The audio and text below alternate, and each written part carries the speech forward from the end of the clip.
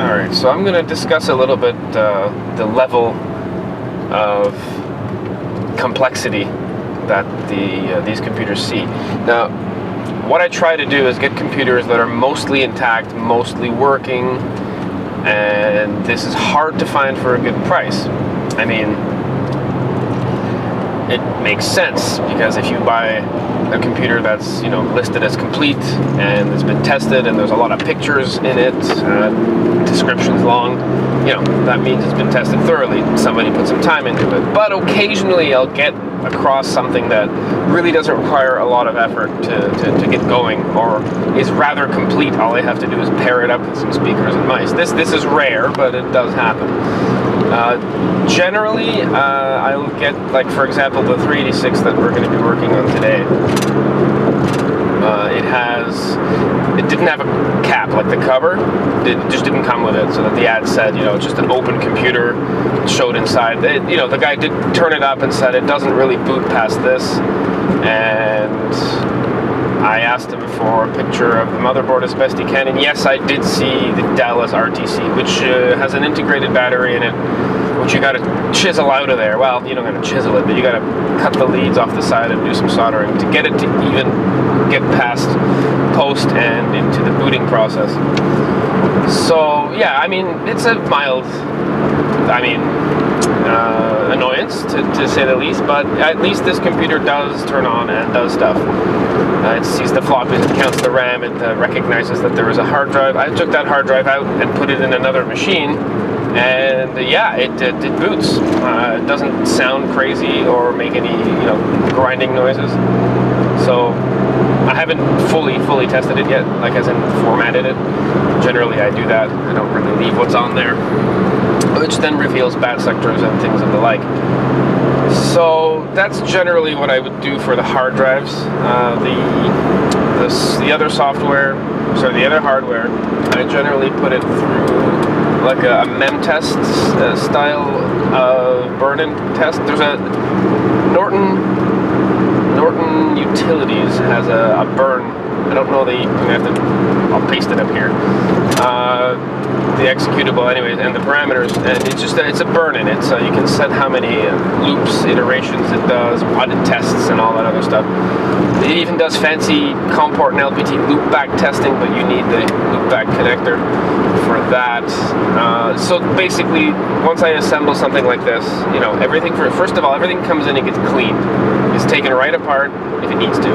For example, this 386 will require, Windexing. Maybe, okay, then after that's clean and I determine the plastics are mismatched, or, drive bay covers are lighter than the rest of the computer, significantly lighter or darker, then I'll probably just retrobrite the whole thing. I'll take the plastic face off, take it outside in the sun.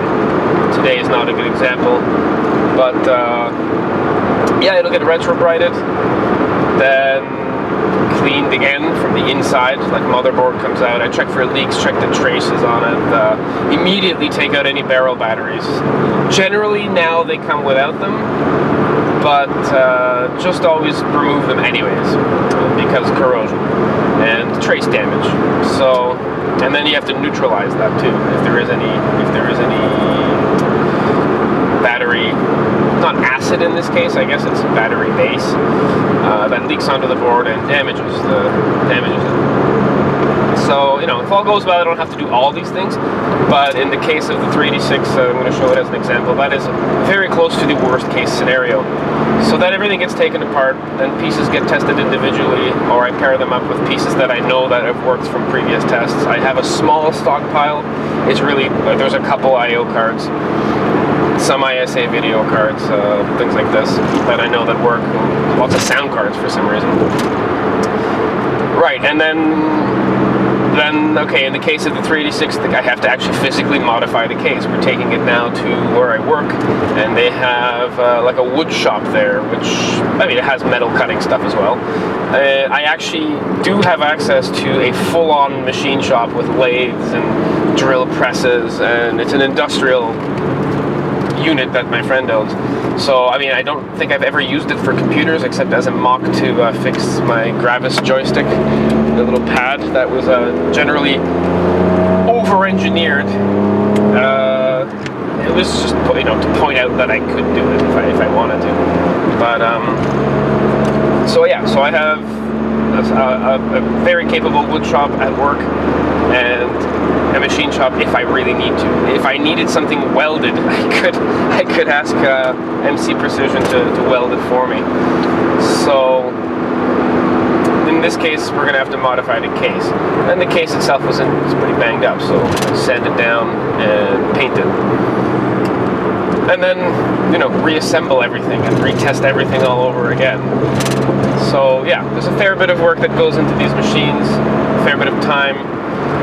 If I were to rate it as a job, these computers would be selling for like $700, $800, $900. But because it is a labor of love that really reminds me when I was 13 and I worked in a computer store. Yes, I did. It was on a table, and I got paid in components, which then I took out ads for in the newspaper and sold. Right, so it was, yeah, you know, I was only making $4 or $5 an hour when I was 13, but that's $4 or $5 an hour more than any other 13-year-old. Plus, I made money selling the computer. So this is kind of like a throwback.